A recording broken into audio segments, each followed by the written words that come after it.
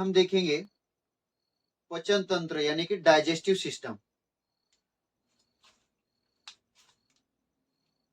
तो पाचन तंत्र यानी कि डाइजेस्टिव सिस्टम, हमारी डाइजेस्टिव सिस्टम होती है जो हमें पीना लगता है, वह किस तरह से पचाया जाता है यानी कि किस तरह से डाइजेस्ट किया जाता है, यह देखने के लिए डाइजेस्टिव सिस्टम यानी कि हमारा पाचन तंत्र किस तरह से काम करता है।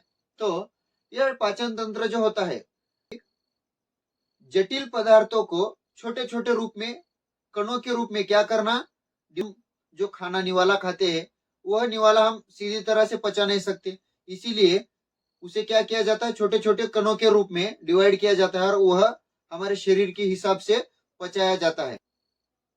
उसे एलिमेंट्री कैनल की शुरुआत कहाँ से होती है, मुख। उसके बाद एक एक करके समझेंगे हम उसे किस तरह से डिवाइड किया गया है। नंबर 1,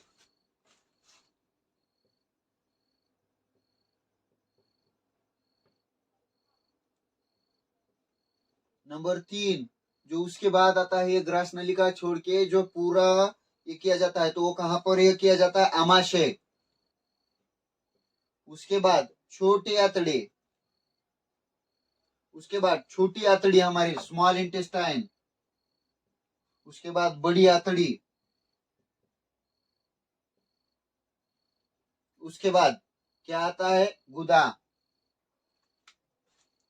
तो सबसे इंपॉर्टेंट पार्ट क्या है हमारे डाइजेस्टिव सिस्टम का, मुख यानी कि हमारी कैविटी जो होती है, जो माउथ का पार्ट होता है, इस माउथ के पार्ट में हम जो खाना खाते हैं उसे चबाना, उस खाते समय किस तरह से हम उसे पचाने के लिए हमारे मुंह में क्या तैयार होता है, सो दिखाई देता है हमें लाल ग्रंथि।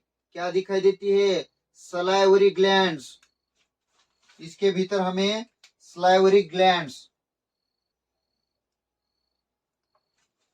मुख के भीतर सलाइवरी ग्लैंड्स यानी कि लाल ग्रंथि हमें क्या होती है, तैयार होती, सो दिखाई देती है। आप देखते हो जो लार होता है, हमारे सलाइवा होता है हमारे मुंह में, वह मुंह में से सलाइवा, हम जो अन्न खाते हैं, हम वो जो अन्न खा रहे हैं उस अन्न को छोटे छोटे रूप में डिवाइड करने के बाद क्या करता है, वो उस सलाइवा के साथ मिक्स हो जाता है और उसे स्टार्च के रूप में यानी कि ऊर्जा के रूप में हमारे बॉडी में क्या करने के लिए मदद करता है, कन्वर्ट करने के लिए बहुत ज्यादा मदद करता है वो हमारे लिए।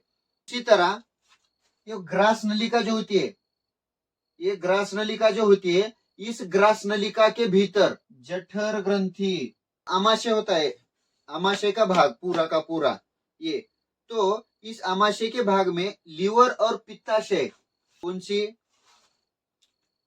लीवर और पित्ताशय की डाइजेस्टिव ग्लैंड्स हमें उसके भीतर दिखाई देती है। उसके बाद छोटी आंतड़ी, जो छोटी आंतड़ी होती है, जो स्मॉल इंटेस्टाइन होती है, उसके भीतर हमें अग्नाशय, आंतड़ी के भीतर हमें यह सब चीजें हमें एक एक करके समझनी है। इससे पहले हम मुख देखेंगे। क्या देखेंगे हम, मुख। जो भोजन करते हैं या अन्न खाते हैं वह कणों के रूप में, हमारे जो दांत होते हैं वह दांत छोटे छोटे रूप में उसे क्या करते हैं, कन्वर्ट करते हैं। और जो हमारे मुंह के भीतर सलाइवा होता है यानी कि लार ग्रंथि जो होती है, वह लार और छोटे छोटे कणों में डिवाइड हुआ पचाने के रूप में यह मदद करते हैं। और अमाइलेज और टाइलिन, इनके माध्यम से छोटे कणों में इसका रूपांतर करते हुए हमें दिखाई देता है। और इसी तरह मुख में दांत के स्वरूप माध्यम से हम खाना चबाते हैं, उसके बाद सलावा के भीतर वह मिक्स किया जाता है और अमाइलेज और टाइलिन के माध्यम से उसे हम जो हमारा खाना है उसे हम क्या करते हैं, कन्वर्ट कर देते हैं।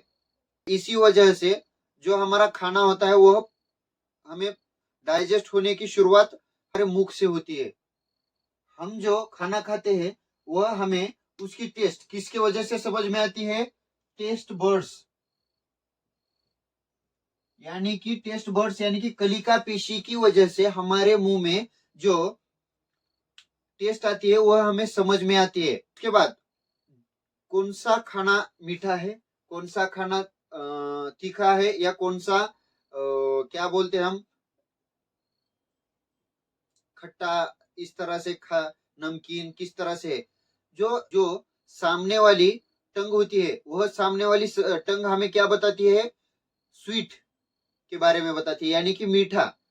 उसके बावजूद जो पिछले वाली टंग टंग होती है, जो पीछे के साइड में टंग पाई जाती है, वह हमें तीखा, उसके बारे में बताती है। लेकिन ये साइड की जो दो टंग्स होती है, वह नमकीन है या खारा है, इसके बारे में हमें टेस्ट बताती है।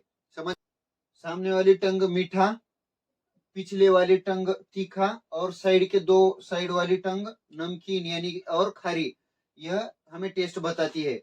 उसी तरह क्या होता है, एक केमिकल पाया जाता है, कैप्सिसिन नाम का एक केमिकल हमारे टंग के भीतर पाया जाता है। इसी के कारण हम हमें जो तीखा लगता है, जो तीखा लगता है, वह तीखा इस रसायन के यानी कि केमिकल के वजह से हमें तीखा लगता है।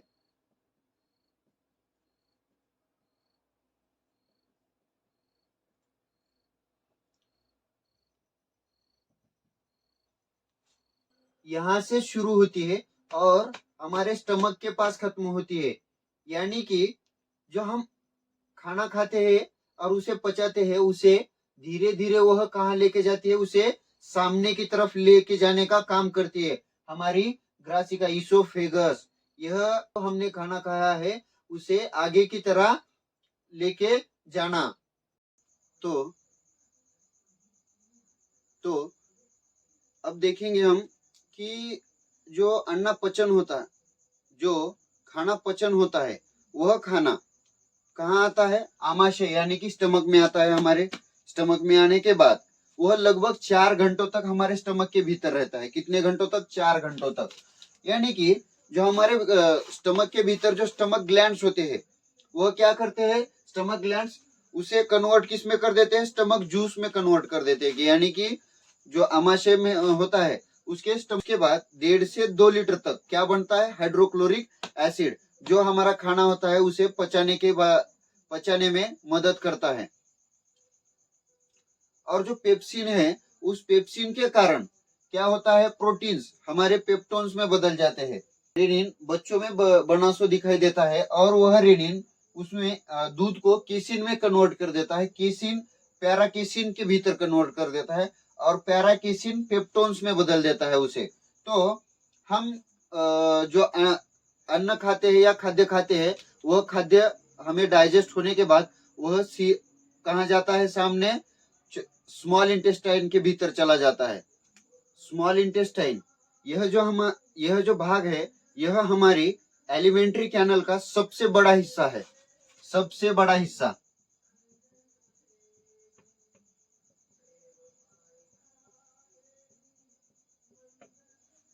पुरुषों में यह 6.9 मीटर तक देखा जाता है, मीटर, और स्त्रियों में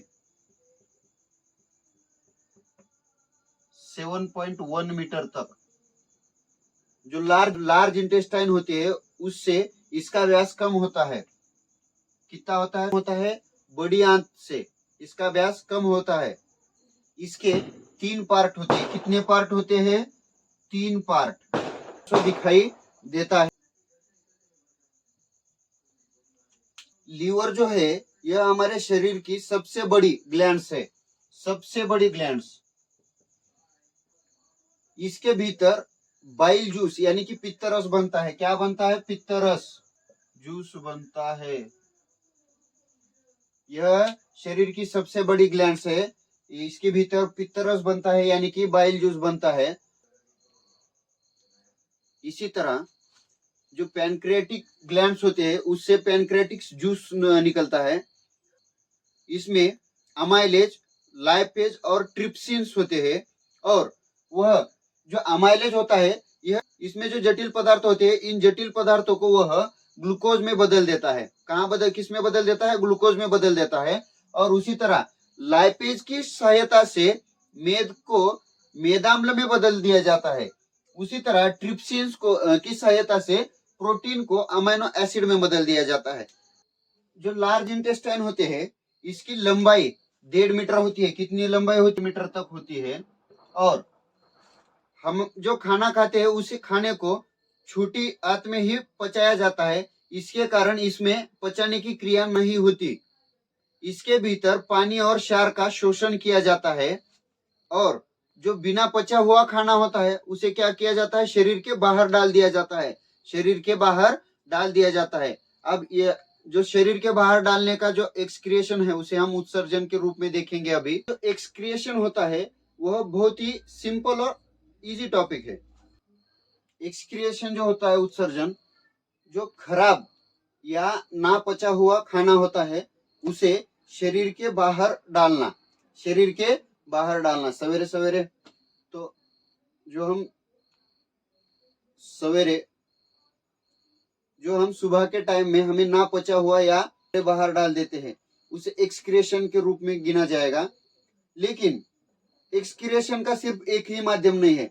हमारे शरीर के भीतर से हमारे हम क्या करते हैं, एक्सक्रिएशन शरीर के हर हिस्से से करते हैं, यानी उत्सर्जन शरीर के भीतर से पसीना आना, ऑक्सीजन का शरीर के भीतर आना, कार्बन डाइऑक्साइड का शरीर के भीतर से जाना, इस तरह से अनगिनत तरीकों से हम क्या करते हैं, एक्सक्रिएशन करते हुए दिखाई देते हैं। जो ना अनवांटेड पार्ट जो होता है हमारे बॉडी में, यानी कि जो हम खाते हैं उसे पचाया नहीं जाता, उसे क्या किया जाता है, शरीर के बाहर डाल दिया जाता है। तो इसे हम एक्सक्रिएशन के रूप में देखेंगे। या जो यूरिन होता है, तो यूरिन एक नंबर, तो यूरिन को भी हम क्या करते हैं, हमारे बॉडी से बाहर एक्सक्रिएट कर देते हैं, यानी कि उत्सर्जित कर देते हैं। आई होप आपको यह टॉपिक समझ में आ गया होगा और आशा करता हूं कि आप इसी तरह हमारे वीडियोस को लाइक करते रहेंगे, सब्सक्राइब करते रहेंगे और शेयर करते रहेंगे। Thanks for watching my video.